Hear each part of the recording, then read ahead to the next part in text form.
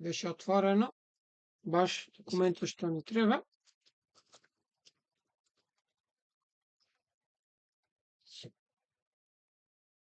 Ама брзо се отварат. Знаете, задачите ги имате на веб страната од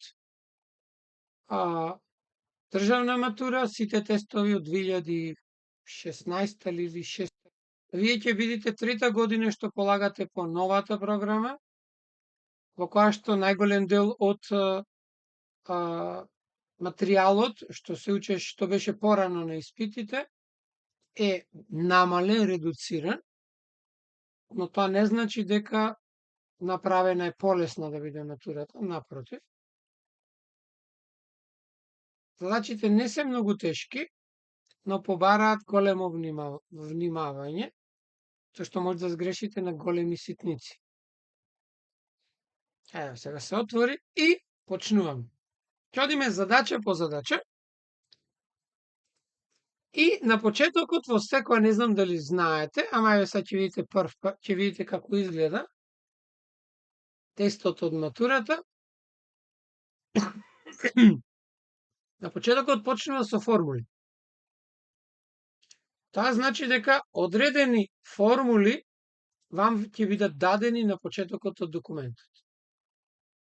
На првите страници од матурата. Еве сега ќе ги копирам, да знаете кои формули, и тоа тема по тема, ви се на располагање.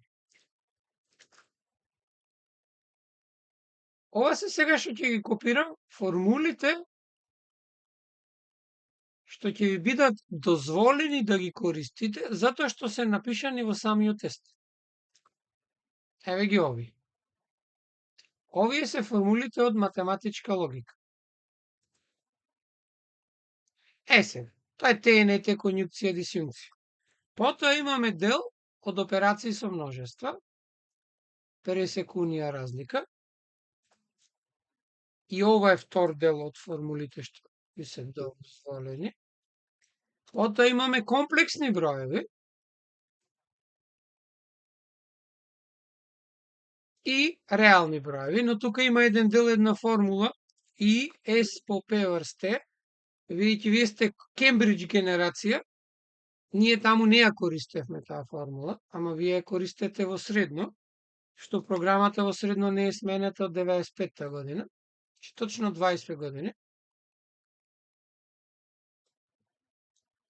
Еве сега имаме наредно се формулите од алгебра. Потоа делот геометрија има најмногу речиси формули.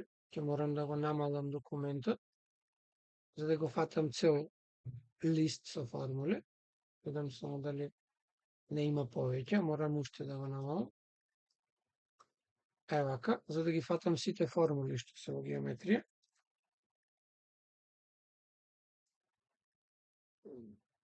За жал, геометријата ви отфрлена само, стори не е ништо отфрлена, затоа што имате плоштина и волумен, кој што се учи во втора година. А има уште една формула која што не сум ја фатил. Сега ќе ги фатам и тие две уште. Овие две формули не сум ги дофатил. Од делот за геометрија. И сега имаме тригонометрија од втора година.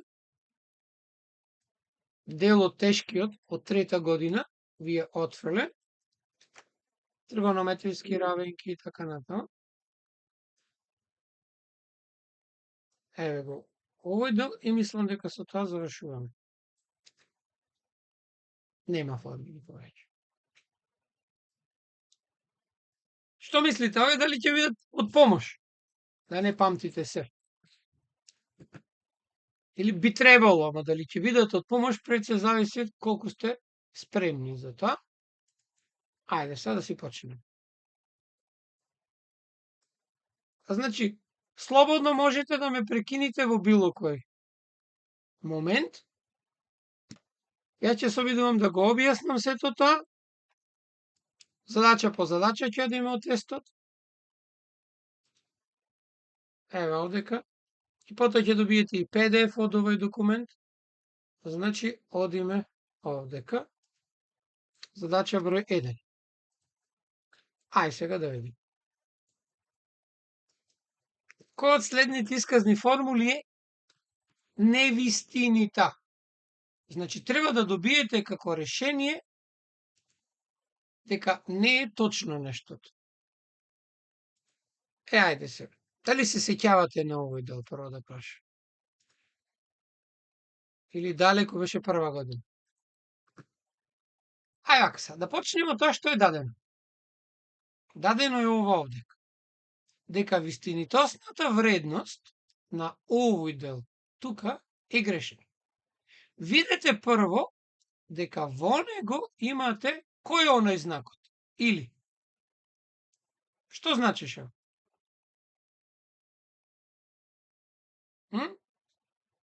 Дали се сеќавате?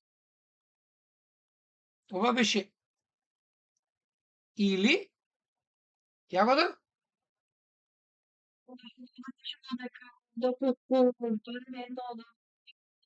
Значи, така, значи ова не зборот ми беше како се викаше како поим. Тоа, или дисјункција, е тоа сакал, дисјункција. Таа добро кажа, дисјункцијата е точна ако барем еден е точен. Јас таа викам дисјункцијата картица и пари.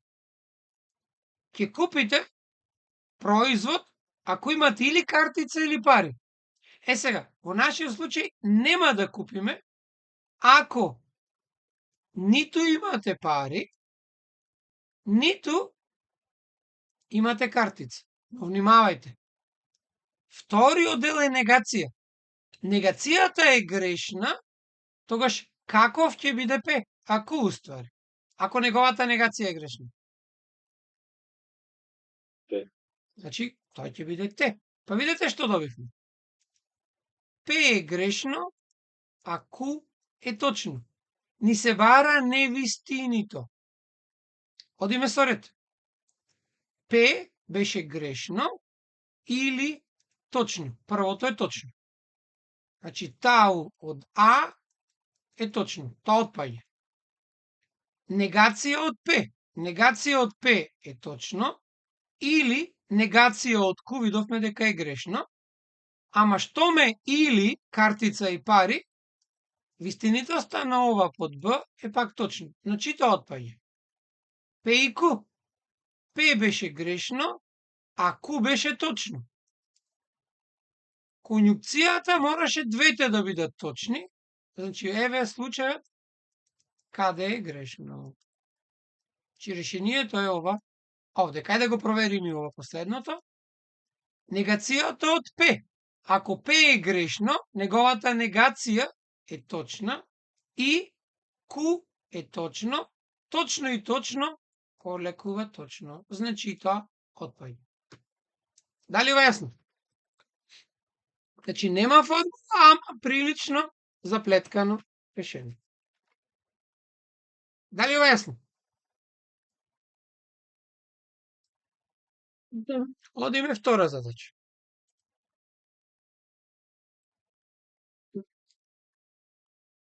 Втората задача е следна. Бројот 0, колку нули? 1, 2, 3, 4, 5 нули и единица. Единица да се запише како степен со основа 0,1. Значи, овој треба да биде на некој си степен. Што мислите, кој ќе биде? Ако ви е тешко вака децимали да работите. Ова правило викаше дека колку што има нули, а во случајот има не нули, децимали после запирката, толку нули треба да имаме. 1, 2, 3, 4, 5, 6. Значи, колку децимали, толку нули. Значи, долу имаме милион, а горе 1. Милионот ни е многу лесен. Тоа е 10 на 6.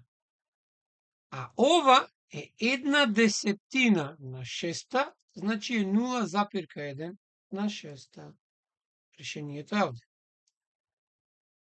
Или пак, најбрзо, тоа што се предпоставува дека треба да го знаете, е овој степенот горе ни кажува колку вкупно нули имате во бројот или колку децимали во записот. Гледате, имаме 1, 2, 3, 4, 5, 6 нули, или пак ако броиме децимали, имаме 6 децимали. Тоа е директното решение на оваа задача. Одиме сега на задача број 3. Овие се задачи со по 1 поен.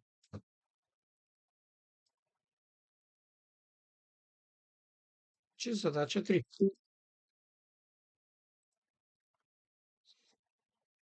И ова е дел од прва година. Значи имаме географска карта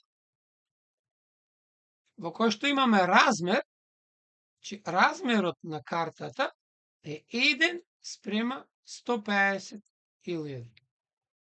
Внимавајте, размерот нема мерна единица. Но треба да внимавате, ако лево пишеме центиметри, тогаш и десно имаме центиметри. Тоа значи дека 1 центиметар на карта одговара 15.000 центиметри природа. Се, ајде да видиме. 15.000 центиметри. За да го претвориме во метри, тоа ќе биде, значи на 1 центиметар одговара, кој ќе скратиме 2 нули, 1500 метри. Или на 1 центиметар одговараат 1,5 километри. Во задачата ни се бара центиметри 6, не 1. Па само ако си помножиме овдека со 6, на 6 центиметри ќе одговараат колку? 1,6 километри, или тоа ќе биде колку? Колку 1,5 по 6?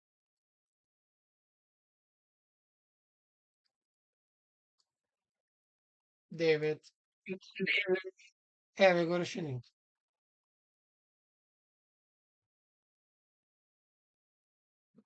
Значи, ова е третата задача. Во четвртата задача, која што носи исто така 1 поен,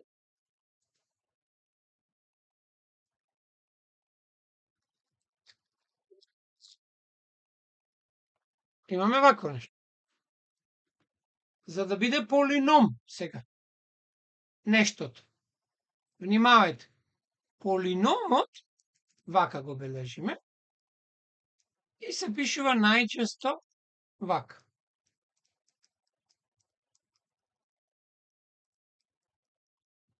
Ано.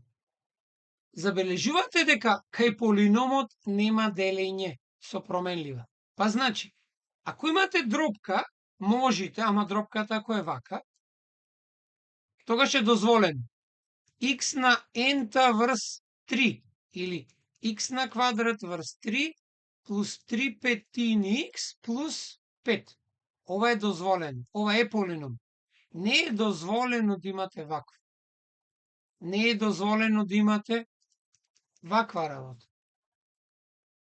Тогаш не е полином. Ова е полином, но овие не се полиноми. Кај полиноми не смее да имате делење со променливо. Тоа значи првото не е, второто, третото одма не е, четвртото не е, од имате x на минус втора, а тоа x на квадрат, вака, плюс 1. Значи имаме делење со променлива, значи тоа не е, останува ова овде. Внимавајте, корен од 2 е константа. Значи ова е полином од трет степен, оти се собираат. Устари ова е бином, ама ние ги викаме сите со едно име полиноми. Значи ова е полином од две променливи од трети степен. Односно е бином. Оти има два члена. Дали јасно? Одиме сега петта задача.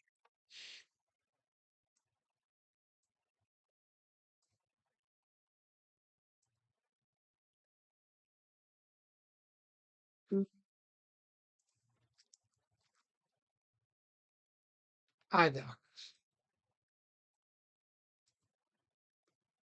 Сега ни се бара 1/3 од овој израз. 27 на ента по 1/3 на ента поделено со 3 на ента. Се видите што е трикот во оваа задача. Прво што треба да забележите овдека се степените. Секаде се исти.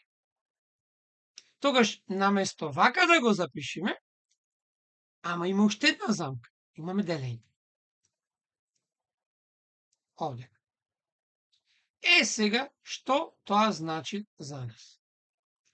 Има едно многу битно правило кај степени, кое вели дека ако имаме дробка на некој степен, оствари тој на негативен степен ако е, тоа значи дека дробката кога ќе ја свртиме, ќе направиме реципрочна, се губи негативниот степен. Сега, кај нас овде ќе имаме делење. Две дробки се делат така што втората дробка се заменува со реципрочна.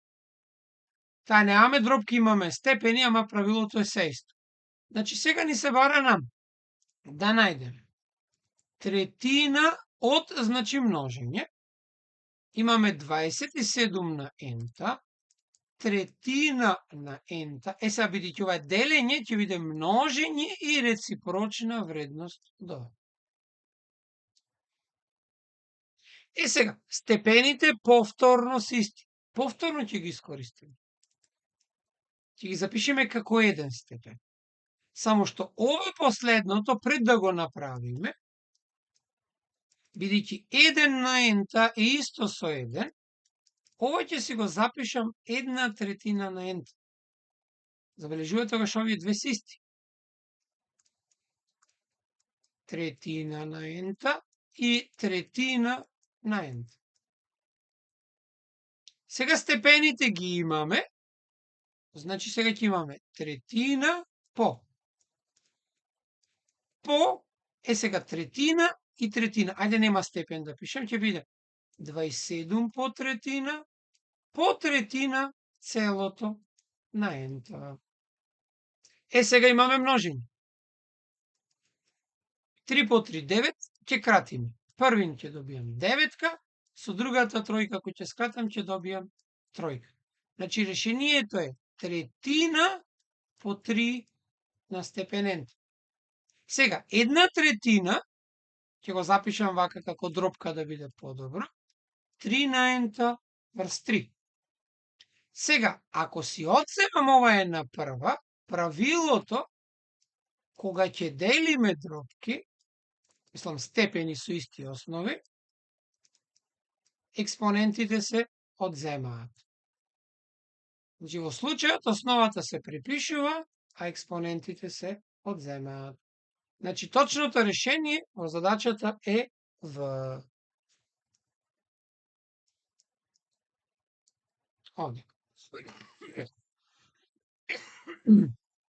Значи, да заклучим. Кај степени А по Б на некој степен, значи А на степенот и Б на степенот. Иако се три, истото важи.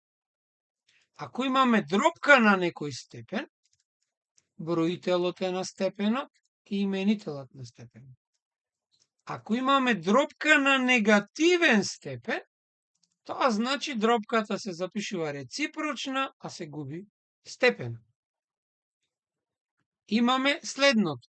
А на ента по А на емта, овие ги имавте на почетокот формулите, ама ако имаме количник пак овдека, тој се одзем. Ако имаме степенување на степен, степените, експонентите се множат, но може само да ги замените М и Н. постепено. И многу битно својство, ако имате вакво нешто, тоа значи дека можете да ги промените позициите така што ќе му го промените знакот на степен. Значи, се што е минус, ако е бројител, оди во именител со позитивен. А ако од именител ќе се качи во бројител и го променува знакот. Ова е едно од најчестите правила што се користи. 26-та задача.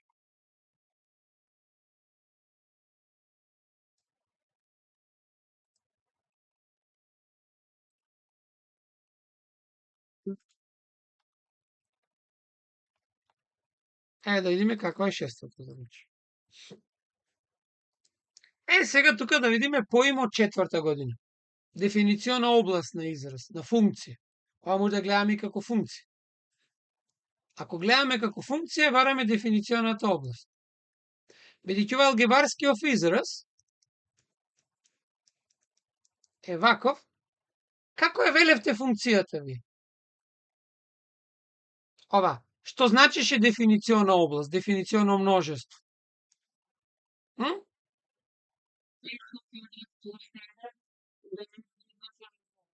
Да не биде еднаков на нула. Ама, прашањето ми беше, што е дефиниционо множество? Што всушност барате ви? Мола? Дозволени вредности. Значи, множество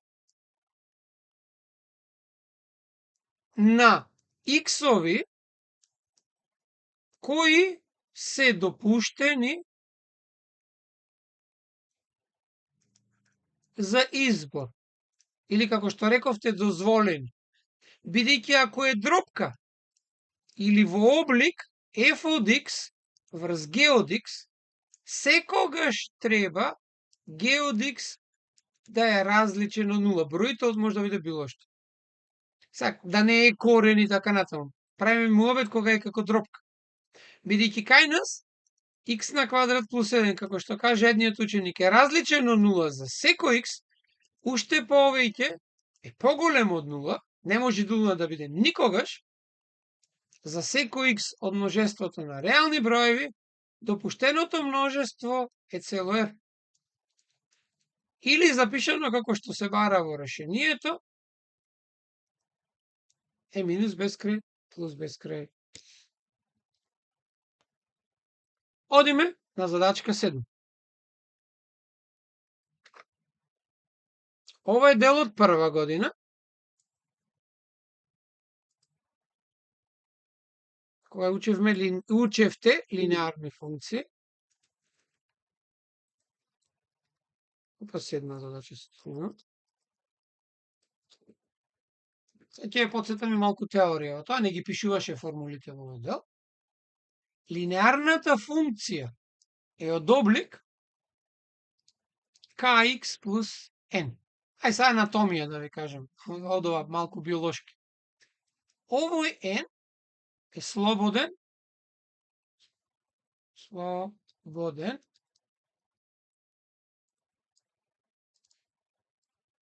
член и уште е многу битно за него, го дава пресекот на графикот на линеарната функција со y оскат. Значи, а ова k е коефициентот на правец. Се, ако овој коефициент е поголем од нула, функцијата ќе расте. Значи, таа ќе ја растече. Пака ќе изгледа. Ако овој коефициент е помал од нула, функцијата ќе опаѓа. Друго нешто многу битно.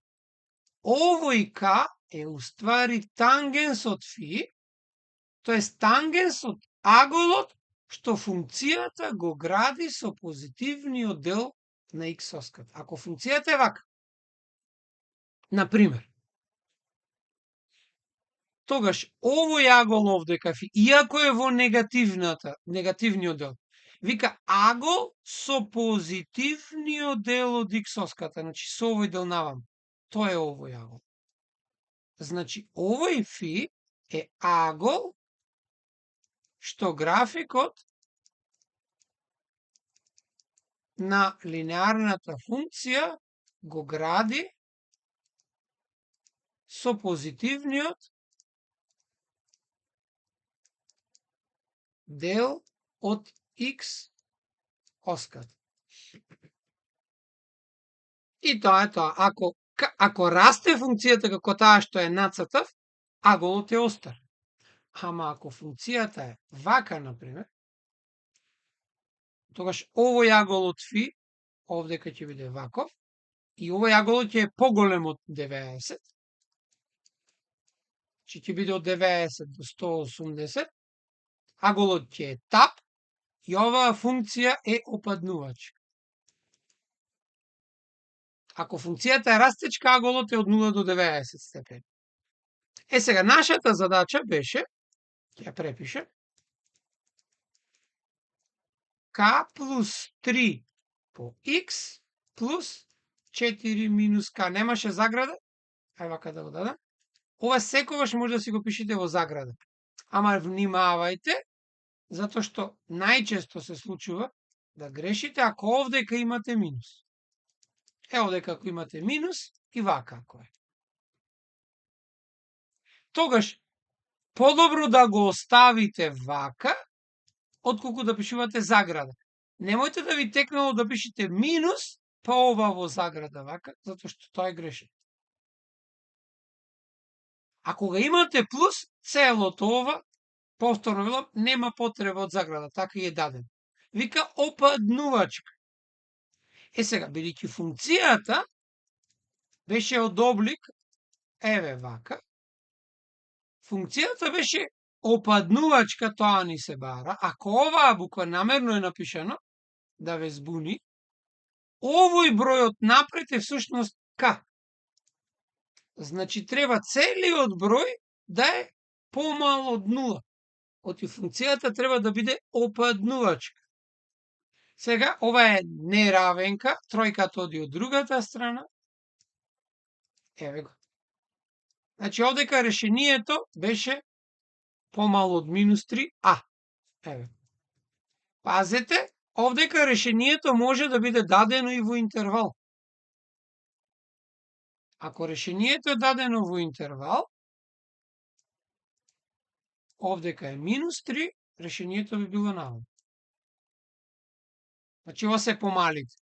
И како интервал би било минус бесконечност до минус 3.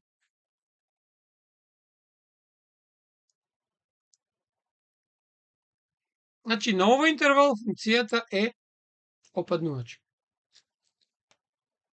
Сега, повторна задача, ама сега квадратна функција од втора година, во која што навидум замка. Една буква е сменета, ама доволно за да се заплеткате во замката. Имаме квадратна функција. Квадратната функција го има обликот. Овој беше, да личи на ова, ова беше така наречен каноничен облик. Ако а беше поголем од 0, функцијата е длабната со темето тука и таа има минимум. Минимум во y координата. Или темето овдека е во f од n. Ќе ви покажам после. Ако а е помало од 0, функцијата ќе биде вака, тогаш во оваа точка ќе имаме максимум.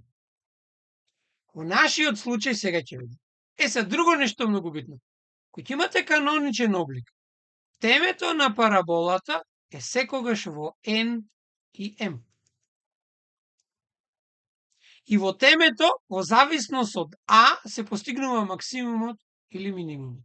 Пазете, гледате, имате и максимум и минимум, ама имаме теме. Сега одиме во задачата. Гледате што е трикот во задача. Сменете знакот. Сега тука нешто многу битно од алгебра треба да знаете. Кога имате x минус 2 на квадрат, ајде да видиме и 2 минус x на квадрат. Да го примениме бином на квадрат, да видиме. X на квадрат минус 4x плюс 4. Што забележувате? Добивме потполно идентични изрази. Тоа значи дека кога имаме разлика, тоест бином со минус, слободно може да ги промениме местата. Сега, зошто е тоа така? 2 минус x на квадрат, ако внатре си задам минус, ќе добијам x минус 2 на квадрат, па овој минус е исто како да имате минус 1 па на квадрат. Тоа значи сега е производ од претходните правила. Минусот ќе се изгуби и ќе го добиеме само обратно запишено. Во тој случај, сега нашиот израз, наместо 1 минус x, ќе биде x минус 7 на квадрат плюс 3. Сега, овој број напред го немаме, ама знаеме дека е кец. Ако го нема, не се пишува и кец. Тоа значи дека функцијата е ваква, темето е тука. Координатите на темето се 1 и 3. Внимавајте, ако имавте вакво нешто, темето ќе имаше координати минус 7 и 3. И четворка да е напред, и двојка да е напред, и минус, не минус, и половина да е напред, ајде, и минус да е напред. Каков и да е бројот напред, не влијае на темето, но влијае на обликот на функцијата. Бидејќи кај нас е позитивен, е длабната функција. Тоа значи дека во x еднаков на 1, f од x има минимум. И минимумот е тројка. Сега да видиме, од имавме и теме и минимум. Темето беше минус 1, 3, не е точно. 1 и минус 3 не е точно. Читемињата не се точни. Еве го решението. Минимум еднаков на 3. Не може да има максимум, затоа што формата би била ваква. А кај нас таква не се добива. Затоа што овој напред овдека е кец. Дали е јасно? Одиме на 9-та задача. Овдека сега имаме системи, повторно од прва година. Многу едноставен. Многу едноставен систем.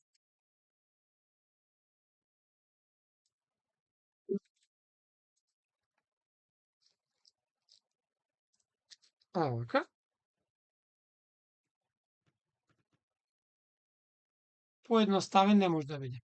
X минус 2 помало или еднаков на 0, 7 минус 2x помало или еднаков на 0.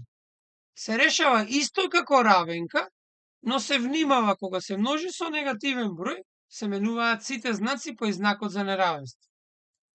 X помало или еднаков на двојка, минус 2x помало или еднаков на минус 7. Првата равенка е во решен облик, па интервалот на таја е од минус бесконечност до двојка.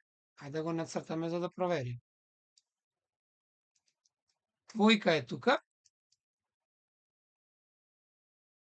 И еве го решението овака. Сега, тука различни професори различно го објаснуваат записот на ова еднаквото. Некои викаат, овдека ќе напишам полн круг, за да знаеме дека е затворен интервалот, некаде пишуваат аглеста заграда, некаде овдека го пишуваат полниот круг, па деснова не воопшто е небитно. Ајде сега втората. Реков, кога множите со негативен број, ги менувате сите знаци па и знакот за неравенството. Кога ќе делите со 2, ова е поголемо или еднаков на 7 половини. Сега, овдека намерно е дробка да проверя дали знаете да ја представите. 7 половини е 3 цели или 1 половина, или вие како што обично милувате 3,5. Ама гледате, во решенијата се дробки. Значи, или вака ќе биде, или вака. Најчесто 7 половини. Ама поголемо. 1, 2, 3, 4, оп. Овдека е 3, овдека, оп, назад грешив. Поправајќи ги очите, веѓите ги извадав. Ова е 4, еве го овдека е 3 цели и половина или 7 половина. Сега поголемо се бара. Одименаваме. Повторно имате и еднакво, тоа значи повторно ќе зборуваме за полн круг овдека. Ако е полн круг, второто решение ќе биде интервалот од 7 половини плюс бесконечност. Па решението на системот е пресекот од двете решенија. Тоа значи дека двата интервали, жолтиот и синиот, на исти цртаж. Првото беше од двојка помалите. Значи, внимаете, интервалот ја следи стрелката. Да го боиме жолто. А вториот интервал беше овдека е 7 половини или 3,1 половина, ама е десно. Сега, дали имаме пресек овде? Не. Значи, решението на системот е празно множество. Чи последната. Тук имате и првото, и второто, имате и едно измислено, ама и точното. Ајде, 10-та се.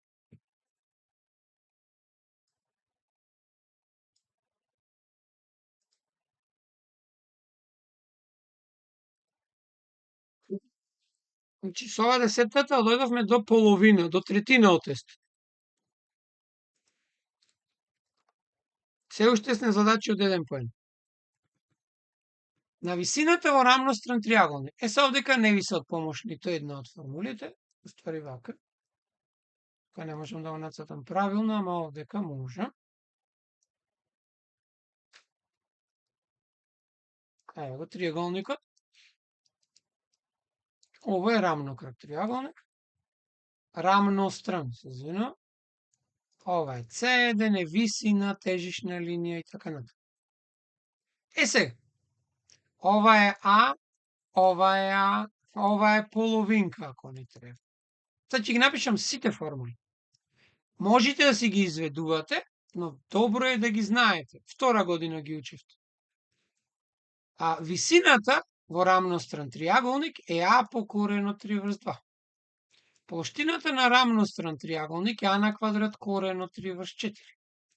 Радиусот на впишаната е А по корен од 3 врз 6, а на опишаната е А по корен од 3 врз 3.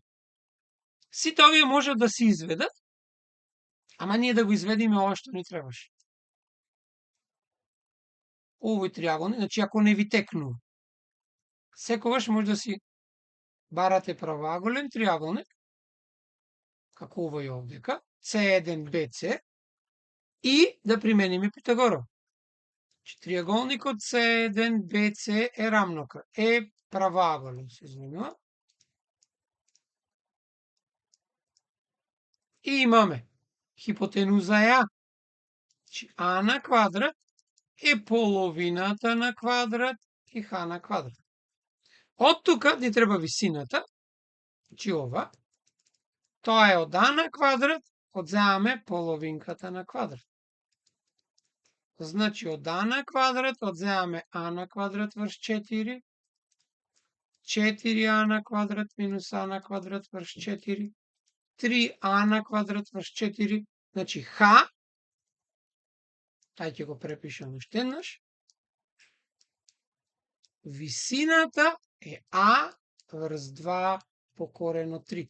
Се што има квадрат, оти четворката е 2 на квадрат, го губи, излегува пред коренот, а тоа што нема квадрат останува во коренот. Тоа значи директно, значеше дека ова треба да биде, еве вака, па ќе заиме корен од 3, корен од А на квадрат врз корен од 4, значи корен од 3 по А врз 2.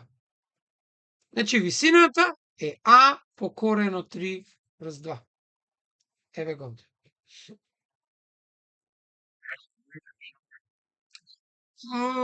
Сега ќе видиме дали ги имаше на почетокот запишано. Дали ја имаме формулата? Не. Еве геометрија.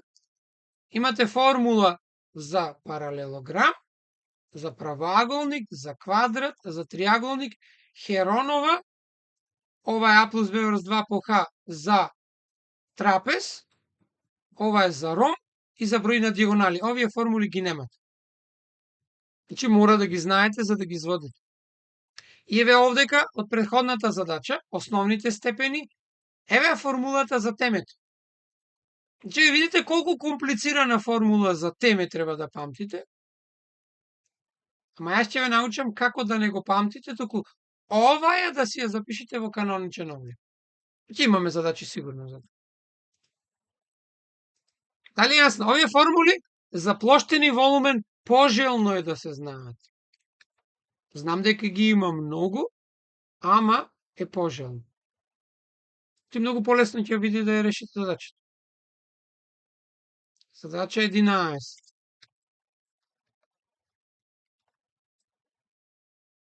Ајде вака. Ромб имаме се. Се, ајде го нацртаме ромбот јас, па после ќе напишам се што имаме. Ромбот нели е паралелограм со еднакви страни или квадрат, некој удрен со чекан или ветар дувал па го искоси, од дрво направен. Значи, страната на ромбот е оваа овдека и плоштината. Значи, дадено е А 6 cm и плоштината на ромбот е 60 cm квадрат. Вика, радиусот на кружницата впишана во ромбот. Што ме впишана? R ќе го значи. Са видите. Знаете кај ромб кога сне веќе, најчесто во 99% од случаите, ова е тој исклучекот, 1%. Кај ромб, задачите што се поврзани со ромб, се со пресекот на диагоналите. D1 е големата диагонала, ова е незина половина. D2 врз 2 е малата диагонала, тие се сечат под прав агол и овој триаголник овдека, А, Б, О или С, сакам боја да изберам, но можам да ви го обојам, овој овдека, е тој што се користи, еден од триаголниците, во кој што А на квадрат е D1 половина на квадрат и D2 половина на квадрат. Веќе имаме таки 4 правоаголни триаголници. Исто така во ромбот, ова ви е дадена формула, ова е висина. Плоштината на ромбот и А по Х. Плоштината на ромбот е D1 по D2 врз 2. Оваа формула не само за ромб, важи за било кој четириаголник со заемно нормални диагонали. Сега, никаде до сега не спомнавме кружница. Кружницата е овдека внатре.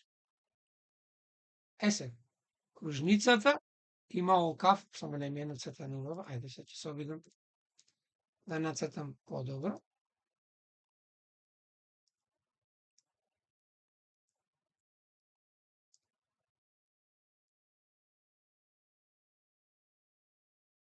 Добре, зашто не можам да ја нацртам, сега ќе пробам да ја зголемам.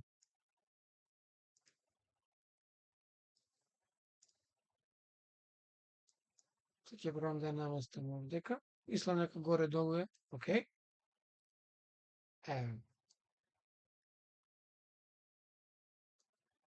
Сега забележете дека уствари оваа висина овдека, што представува за кружницата? Ама висината нацртана овдека. Од овде до диаметар. Значи висината Х е диаметарот на кружницата, односно двата радиуси. Значи радиусот е половина од висината.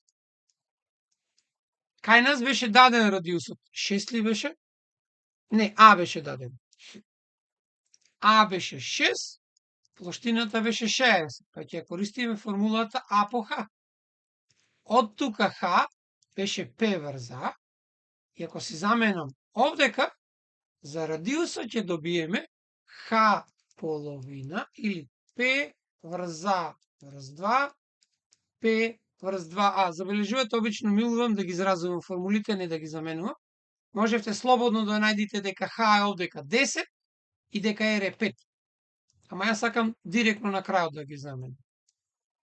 2 по 6, значи 5. Одговорот е последниот, 5.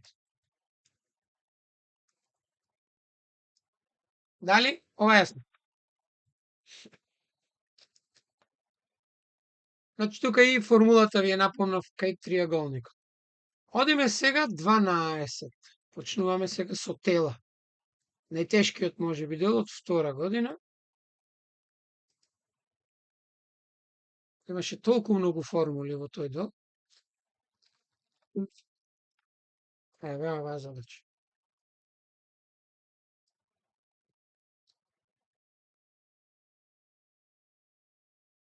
Ајде ако се. Значи призма и пирамида за основа имаат еднакви многоаголници.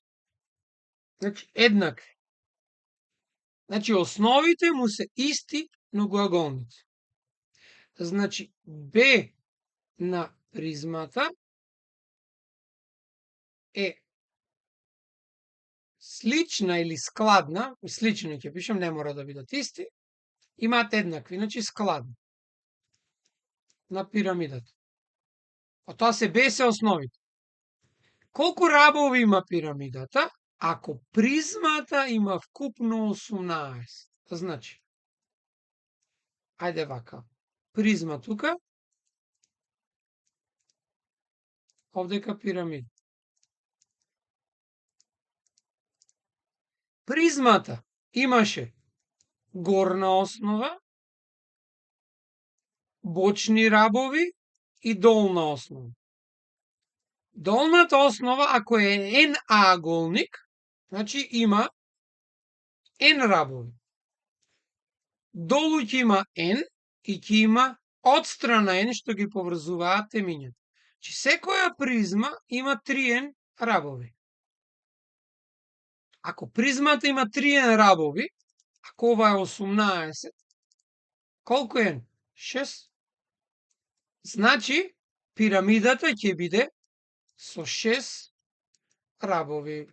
На основата, ова се основа. Ама бидејќи пирамидата нема долна основа, има само одстрана, тоа значи сите овие рабови се поврзани со врвот на пирамидата, има N странични рабови, бочни рабови, кои што исто така се 6, значи пирамидата има вкупно 2N или 12 рабови. Значи 6 долу и 6 одстрана. Дали ова јасно? Значи немојте, ова Б е горна основа, ова е долна основа. Ова М не е странично, туку бочните рабови се тие. Значи бочни или странични рабови. Кај пирамидата, ова е на долната основа, а ова се страничните рабови. Ова е слободна ознака. Значи ова ние не мора да го пишувате, затоа што треба да го заокружите всушност. Решението на задачата. Никој нема да рече ништо, ако го погодите точно, ништо да не запише. Одиме на 13-та задача.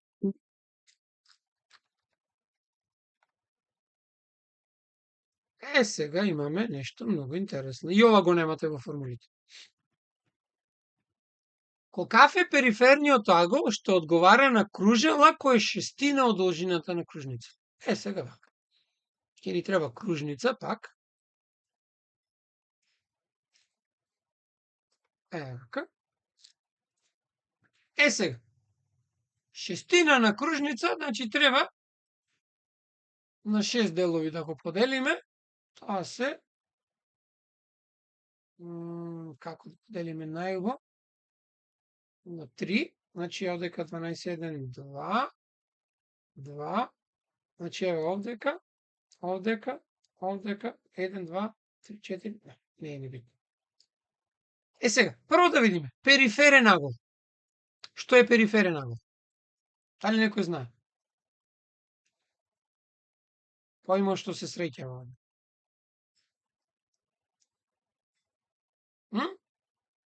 Дали некој знае? Периферен агол е агол во кружница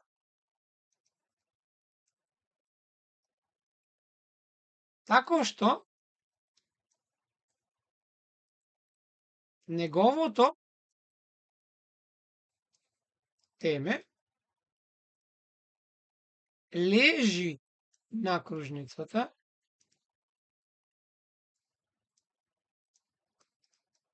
а краците ја сечат кружницата, образувајќи две тетиви. Сега, одговара на шестина од должината. Сега, ако го цртавме триаголникот, тоа е вака. Тој рамностраниот, од прилика ова би било и са средините, беше само, не? Сега не е баш добро нацата, нама не е битно. Еве го шестоголник. Шестаголник. Ама пази, ни требаше на шестина. 1, 2, 3. Да видам да проверам прво дали го избрише. Дали е добро нацртан? 6 дали се, тоа ми е целта. Да, 6. Сега, шестина од должината на кружницата, всушност е ова овде, од едното до другото. Ова е шестина. И сега, периферен агол што одговара, ајде сега ова ќе го избришам натре.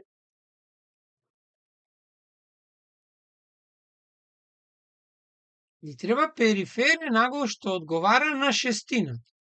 Тоа значи дека сега, што ме периферен, темето го бирате каде сакате и правиме еве вака. Овој агол е периферен. Еве ги краците од аголот, ја сечат. Сега ова. Овој дел е шестина од периметарот на кружница.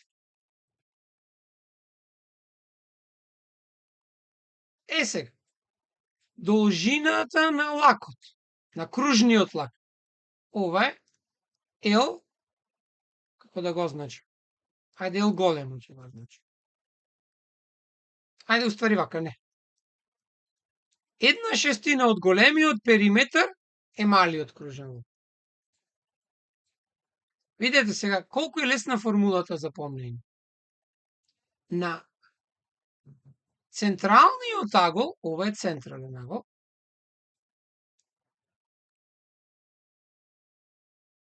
значи аголот што е определен од истава тетива овдека, ама темето му е во центарот, се вика централен агол.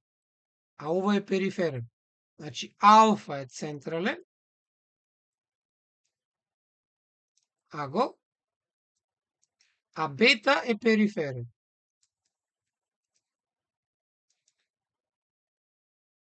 И една од најважните формули кај централни и периферни агли е дека уствари бета е алфа половина или некаде се пишува алфа дека е 2 бети.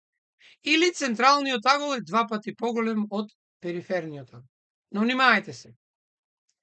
На 360 степени одговара целиот периметар, а наголот алфа одговара кружниот лак. Еве е формулата за должина на кружен лак. 360 врз алфа е L врз L. Или поинаку кажано, L по 360, сега ти изведувам формулата, значи должината на кружниот агол на лак е аголот од 360 од целиот периметар на кругот. Сега, кај нас ова не е баш згодно, ти требаше алфа да го најдеме, ова е централниот агол.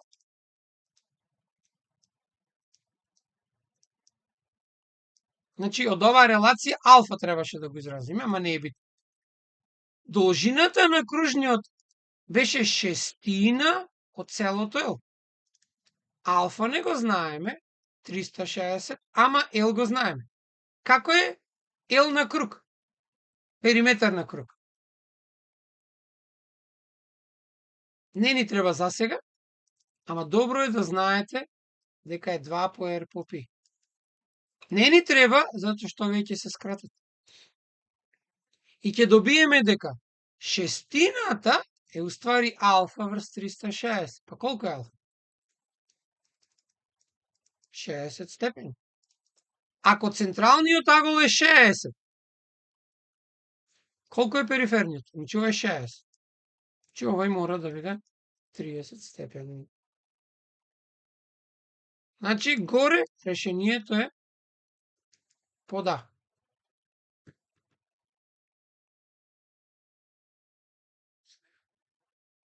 Ајде сега. Само да ги напишем формулите сега. А должината, се измести. Должината на кружниот лак е аголот од целиот круг, ама од целиот периметар. Ова овдека е периметар на кружница или на круг. Ова алфа е централен агол. А ова L е должина на кружен лак.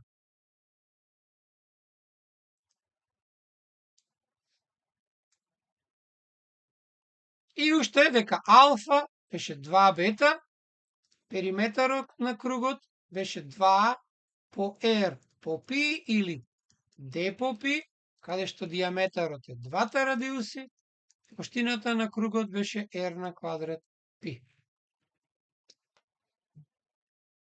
Ајде сега 14.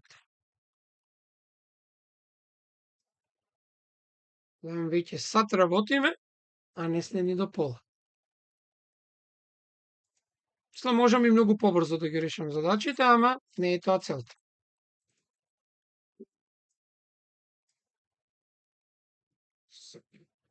Сега ова е. Кога во задачите имате претопување. Значи во случајот од 4 коцки се прави нова коцка. Тоа значи дека овие волумени треба да ја стопите коцката, значи да ја направите, пример да ја одолово, да ја направите течност и потоа од сите 3 течност, 4 во случајов течности, да направите нова коцка. Значи имаме вака. Првата коцка има 31 см кубен. Аха, волумените се дадени. Аха, се извинувам. Вториот волумен е 15 см кубни, третиот волумен е 11, а четвртиот е 7. Кој ќе ги собериме сите волумени, ќе го добиеме волуменот на новата коцка. Колку е? 30, 40, 50, 62, 63, 64. Са 64 е, знаеме, 4 на 3 сантиметри кубни, а бидејќи волуменот на коцката е А на трета, одма знаеме дека А е 4. Значи, новата коцка има раб 4 сантиметри. Таа откако ќе ги споиме во една. Сега, плоштината на коцка. Коцката изгледа вака. се обидам да ја скицирам најбрзо што може.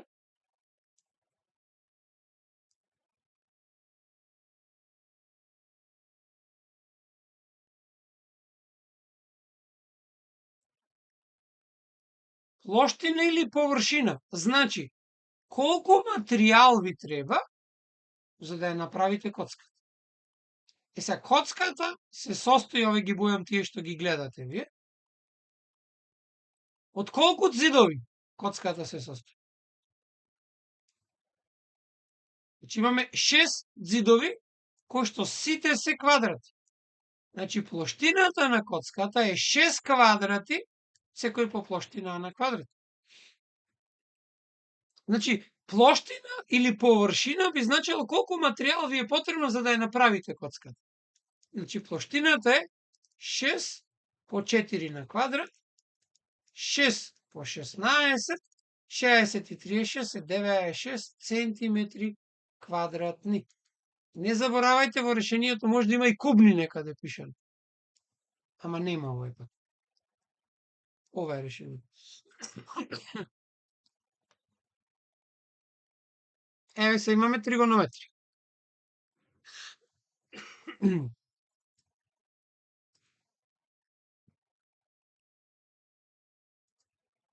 Ќе поставам задача да ќе проверам да видам колку задачи има целиот тест.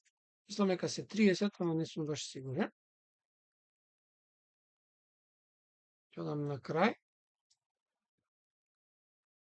Значи 30 има задачи, да.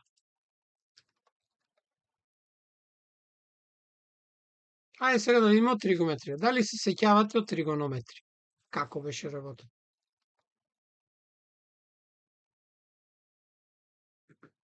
Овдека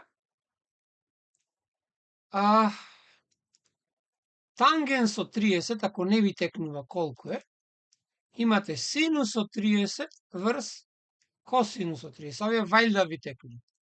Ова е половина, ова е корен од 3 врз 2. Значи, тангенсот од 30 степени, вака немојте да го оставите, ќе си рационализирате, тоа е корен од 3 врз 3. А тангенс од 30 е исто со котангенс од 60, тие се исти. Видите, така се дадени од. Сега имаме 2 пати тангенс од 30 врз 1 плюс котангенс на квадрат од 60. Значи имаме 2 пати по корен од 3 врз 3 врз 1 плюс котангенсот. Корен од 3 врз 3 на квадрат. Еве вака, врз 1 плюс 3 деветини. Ова е 2 корен од 3 врз 3, 9 и 3, 12 деветини. Не кратамо, ти ќе си множам. 2 по корен од 3 по 9 врз 3 по 12. Сега ќе кратам. Ова ќе е тројка. 2 по 3 6, ова е двојка, че корен од 3 врз 2. А бидејќи имаме корен од 3 врз 2, тоа значи дека е синус од колку? 60 степени или косинус од 30 степени. Зависи како е даено. Тангенс отпаѓа, затоа што тангенсот е корен од 3 врз 3 или само корен од 3. Значи имаме синус од 60. Ете го решение.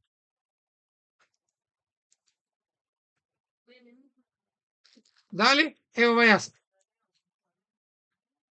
Сега, 16-та задача е првата задача со допишување.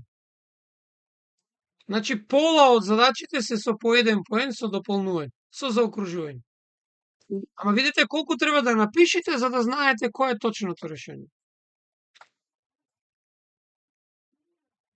Ајде да видиме сега овдека. Пресек. Пресек значи и таму и таму. Формално, пресекот на две множества се состои од сите елементи x кои што се во А и се во Б. Ајде сега ги напишеме. А ги имаме. Елементите на Б се сите природни броеви од 1 ама не од 1, од двојка, заклучно со 25. Па пресекот кој е? Четворката, деветката, 16-ката и 25-ката. Овие два ги нема тука, го нема кецот. Значи имаме 4 елементи. Толку е пресекот. Сега. Повторно имаме кружна патека, повторно да нацртам круг.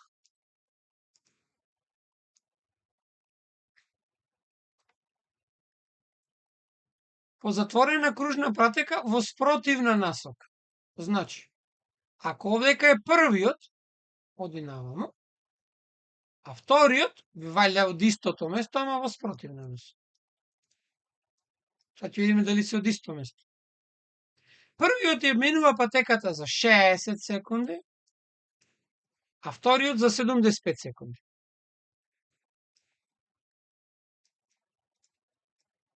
Сега, бидејќи одат овие бесконечно многу пати, задачата е да поминат од првата до втората средба. Значи, за да се сретнат ова оди бесконечност. Значи, ние треба да најдеме НЗС на 60 и 75. Сега класично можеме да се ги бараме на безброј начини, ама и да го најдеме. Значи, бараме НЗС затоа што тие бесконечно се движат, но нам ни треба после колку време прв пат пак ќе се сретнат. Значи, овдека да име 2, 30, 75. Не може, пак 2. Ова е сега 3, 25, ова е 5, уште една петка и кец. Бидејќи имам двојка и петка ги тргам настрана, уште една двојка и петка, значи ова е 300. Значи по 300 секунди тие ќе се сретнат. Прва средба. И уште 300 секунди за втора средба, а нас не се бараше колку минути ќе поминат од првата до втората средба. Значи, 300 секунди прават делено со 50, ствари нели, 60, тоа се 5 минути.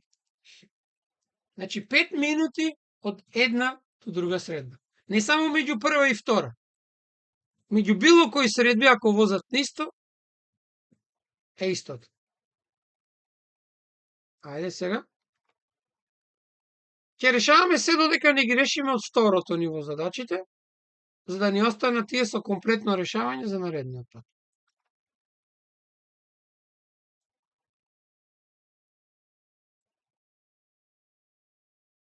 Мислам дека 10 се вакви, ајде ќе видиме, не знам точно. 17.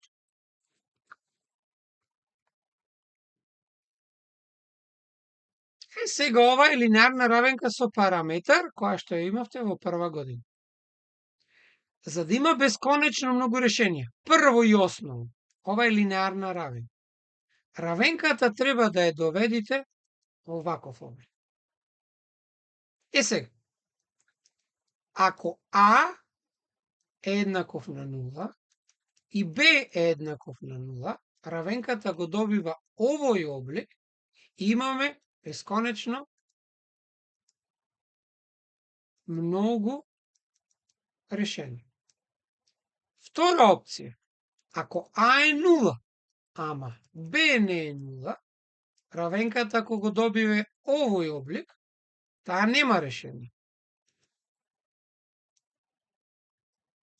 Имаме трета опција, ако А не е 0, Б не е битно, равенката има едно и единствено решение и тоа решение е Б врз А. Ова е во кратки црти запишано сето за оваа задача под А. Сега, друг дел што е замка во задачава. Прво, да го напишем уште еден ошиш. Треба да е обликот ваков. Забележувате дека х-от е лево. Тоа значи вадиме пред заграда и го оставаме таму. Се, бидејќи бројот е пред x, така и ќе го запишам. Овој дел од десната страна ќе го користиме, ќе ја користиме формулата за разлика на квадрати и овие задачи задолжително да бидат разложени. Формулата за разлика на квадрати е а минус б плюс а плюс б, каде што ова е а ова целото е б. Па 4 минус а на квадрат е уствари 2 минус а и 2 плюс а. Сега, ова, вака разложено, ќе го вратиме горе. И сега пишувам.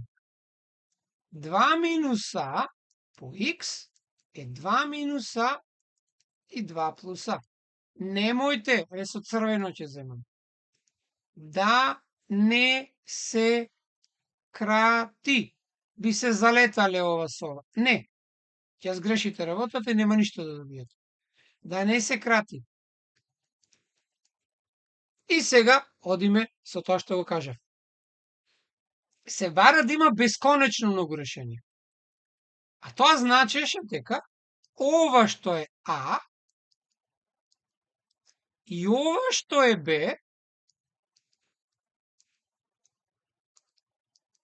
треба да имаат исти решенија. Ама не само исти, туку еднаквив на 0.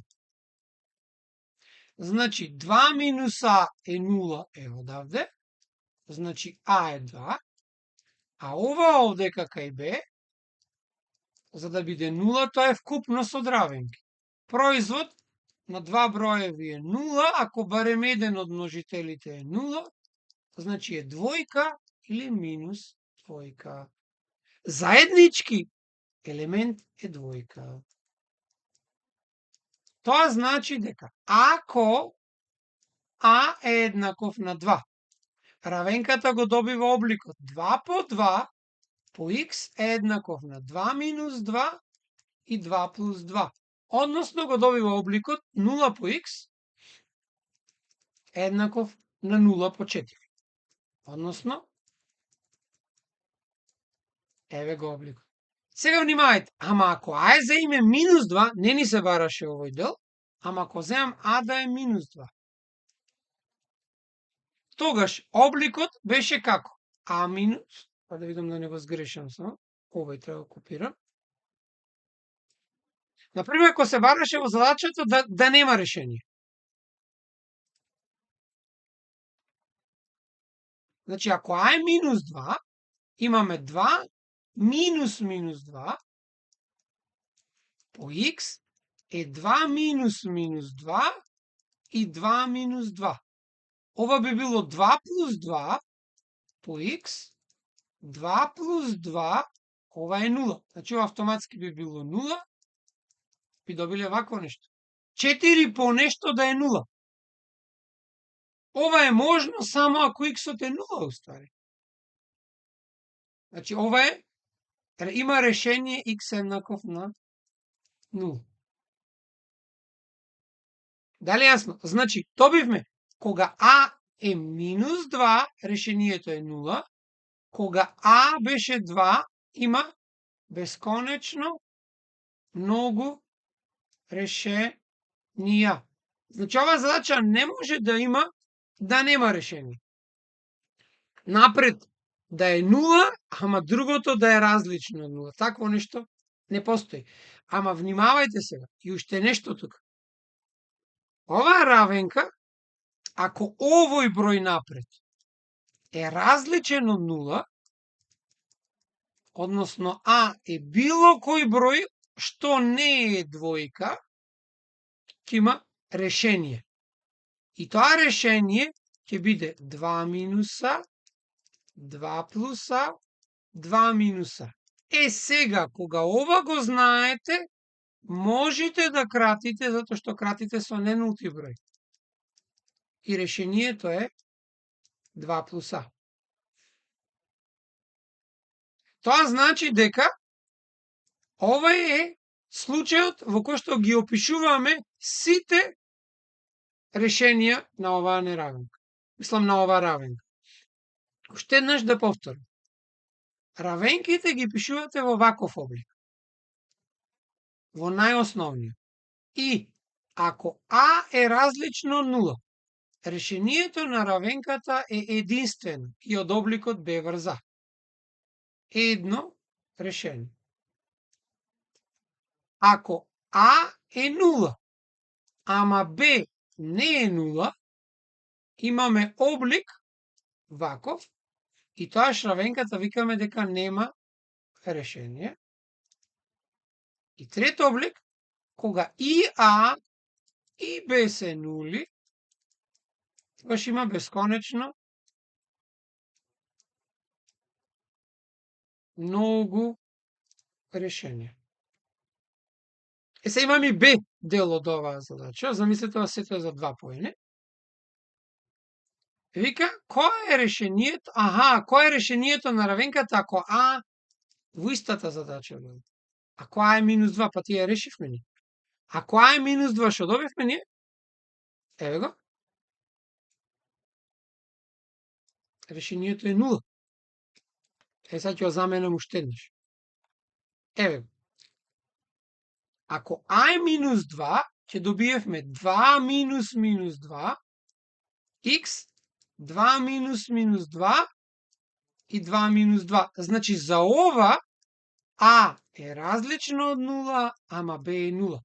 Што рековме? Штом ова е различно, равенката има едно решение. 4х еднаков на 0, решението е 0. Внимавајте, ова решение не ги дава сите можни решенија. Како реков јас? Ако А е различно од двојка, значи било кој број, решението на равенката беше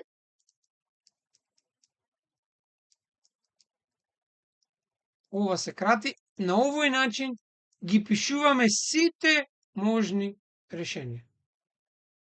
Оти ова е едно такво решение.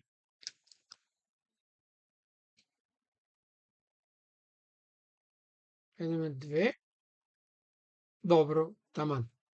Уште 2 задачи имаме и ќе ги дорешиме сите. 18-та задача е со линеарна функција, па ќе видиме.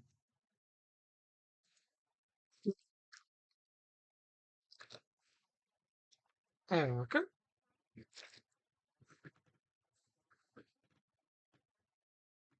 Значи, тоа не спомнавме.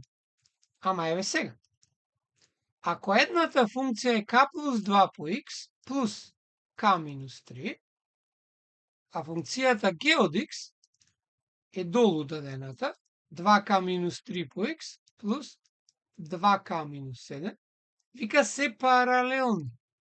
За да бидат паралелни, овие делови напред мора да бидат исти. Тоа е услов за паралелност. Значи, k плюс 2 од едната е 2k минус 3 од другата. Значи, k минус 2k е минус 3 минус 2, минус k е минус 5, k е 5. Тоа значи дека, еве го, решението на првата. Сега. Графикот на функцијата нема пресек со x-оската. Сега тука нови поими имаме да напомним. Ако функцијата е во ваков облик, реков дека овој е пресек со x, извинете, со y оската. Сега, внимавајте. Рековме дека ако k е позитивен, функцијата расте. Што ме растечка има некаков агол, таја мора да ја сечи x-оската и y-оската. Ако k е помало од 0, функцијата ќе опаѓа и таја повторно, било кој да е аголот, мора да сечи и тука и тука. Значи, единствен случај линеарна функција да сече само една оските е во следните два случаи. Ако е паралелна со x оската или да е паралелна со y оската.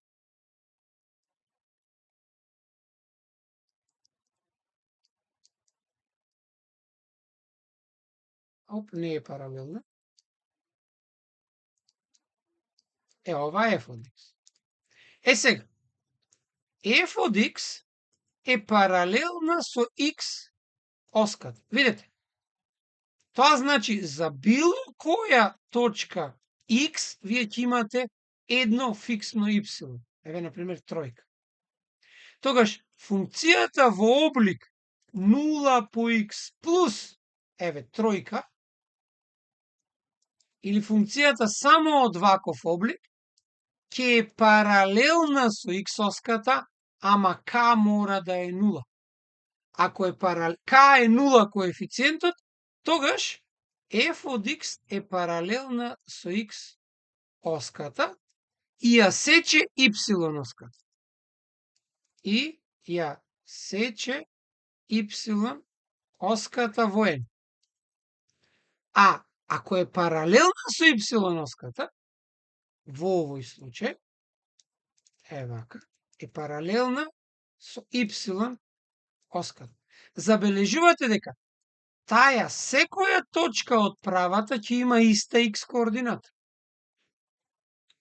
Тоаш значи дека оваа функција ќе го има обликот 1 по x, не мора 1 да е, 2x ако е, ќе биде коса. Значи, за да биде паралелна, мора да биде x еднаков вакачи. Ова треба да е 0. Ето, тоа е беше. Значи, треба да е од обликот f од x еднаков на 0. Тоа значи дека kx плюс n мора да е 0. Тоа значи y, вредноста на функцијата е пресекот со x оската. Тогаш x-от ќе биде минус n врз k и оваа права ќе биде паралелна со y оската и ќе ја сечи само x. Сега, видете што бараше во нашата задача. Графикот на f од x вика да нема пресек со x оската. Значи, оваја нема да ја сечи x оската, само ако е паралелна со не. А таа е паралелна, како рековме. Овој дел треба да го нема. Односно, коефициентот е минус 2. Во некои случаи, покасните задачи ќе има да ја нацртате, па да го замениме k овдека, и ќе добиеме 0 по x плюс минус 2, вака, минус 2 и минус 3, значи f од x е минус 5. Тоа значи кога би ја цртале оваа наша функција, таа за тоа избрано k би била минус 5. 1, 2, еве го минус 5 и еве функцијата. Ова y еднаков на минус 5. Значи, ово е тој пресекот што ни треба. Штом нема x, тоа е 0. Значи, ја решивме и 18-та. 19-та е предпоследна од овој дел. Е со плоштина и волумен.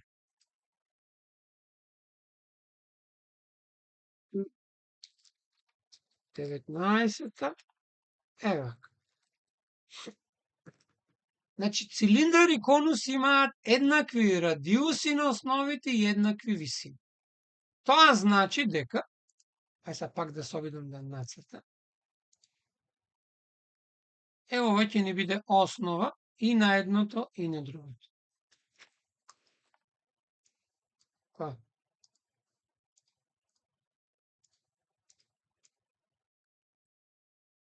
Ева, кај ќе се обидам да ги нацртам едно до друго.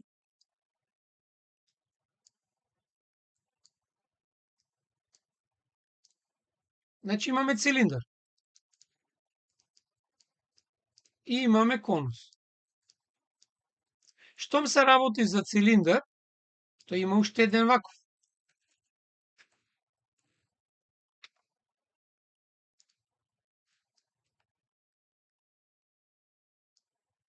Ева вака.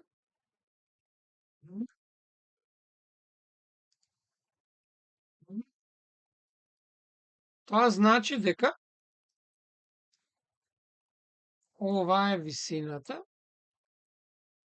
ова би било оската, а тоа значи дека конусот би имал ист врв, еве, овдека.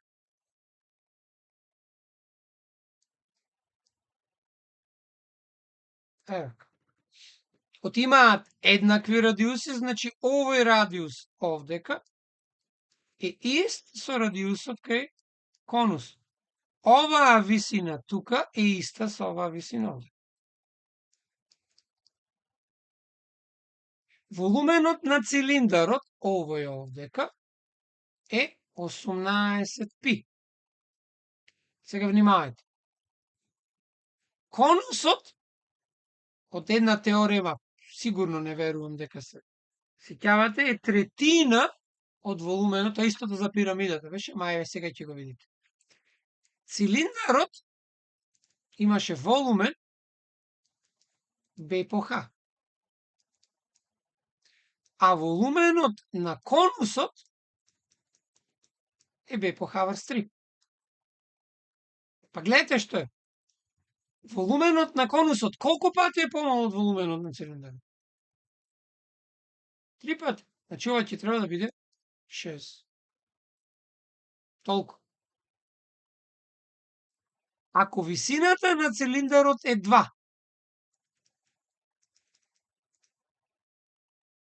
тогаш плоштината на основата на конусот. Ајде сега вака. Што ни беше дадено? Волуменот на цилиндарот беше 18. Сега, ако овие две ги замениме во оваа формула, бидејќи волуменот на цилиндарот беше B по H, B или плоштината на основата е волуменот на цилиндарот врз висината. Волуменот беше 18, а висината 2, значи е 9. Сега, од друга страна па, B е круг со плоштина R на квадрат π, значи 9 е R на квадрат π, тогаш, што се бараше? Плоштината на основата, нема потреба да пресметувам ова. Ти имаат иста плоштина, 9 е. B е 9. Некој сакаше? Ја го да повели?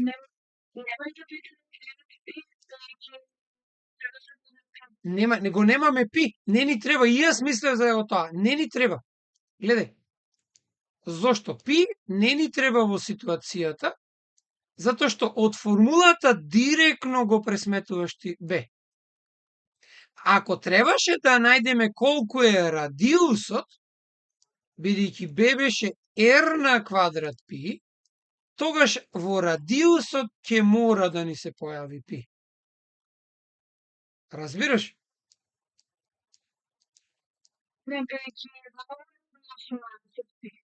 Чекај да видам, да не го имам сгрешено јас тогаш. 18 π, тогаш вака ќе да. Ако волуменот е 18 π, тогаш овдека е грешно. Ова ќе биде 6 π. Ако висината на цилиндарот е 2, ова е 18 π, значи тогаш B е 18 π врз 2, 9 π. 9 π ќе биде плоштината на конусот. Благодарам, Душ. Мора пи да се појави, и не го видов горе дека го има. Пи не смее да се изгуби. Ајде последната задача. И баш како што планирав, за 90 минути повеќе и да сакаме не може. 20.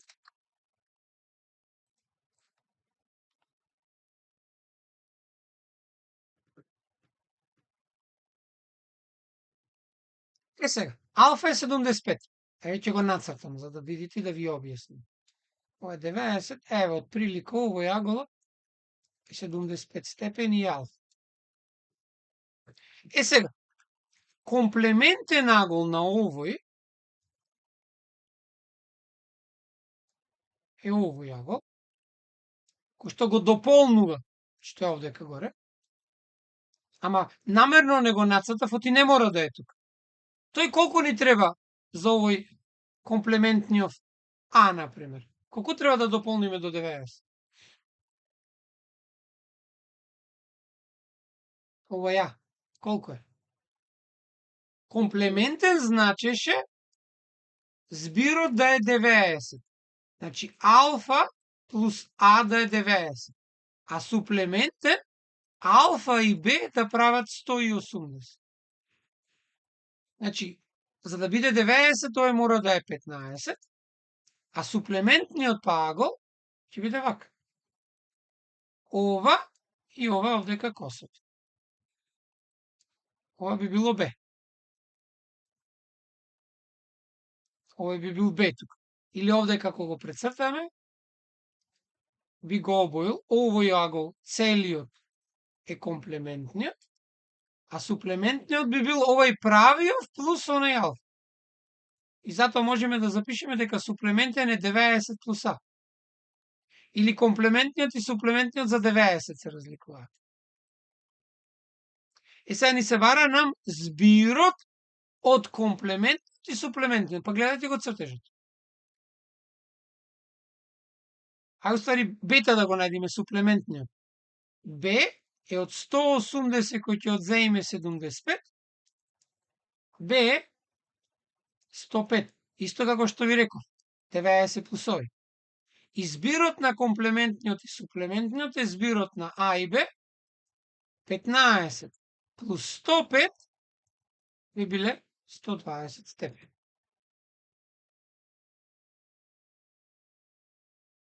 Јасно? Сега, колку радијани има агол? Ако аголот од 120 степени, за да го претвориме во радијани, само го множите по пи врз 180. И ова го добиваме во радијани. Тоа е 120 пи врз 180, кратиме нулата, кратиме со 2, кратиме со 3, 2 пи третина. Радијан.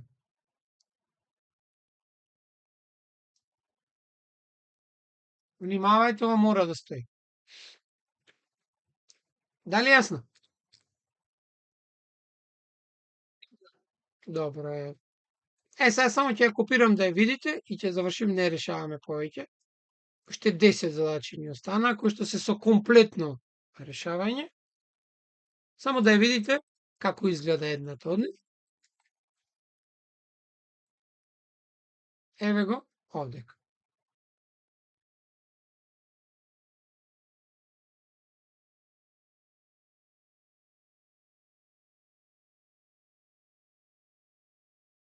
Ова задача се решава со множество, ама ќе решиме наредниот час.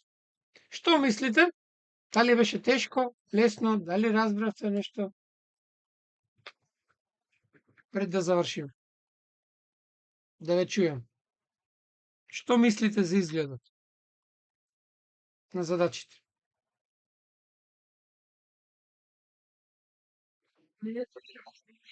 Мола? Јас кога ќе решавам како и да ќе е многу лесно. Проблемот и вистинското учење настанува кога вие ќе пробате да решавате и кој ќе пробате да видите каде заглавувате. Тогаш иди наред снимката што ќе имате, за да ви помогне да видите каде грешите.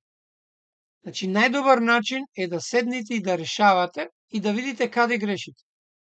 И кој ќе увидите каде грешите, барајте такви задачи.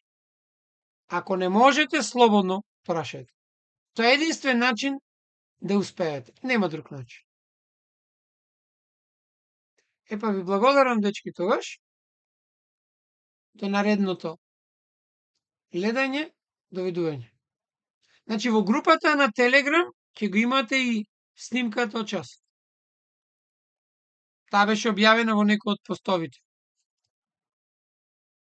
Таму ќе може да поставувате и задачи кои што сакате да ги решаваме или пак задачи што ќе ги решите па за да ги провериме, да ги дискутираме. Ќе се гледаме уште еднаш, благодарам многу, па се гледаме. Приятно. Приятно.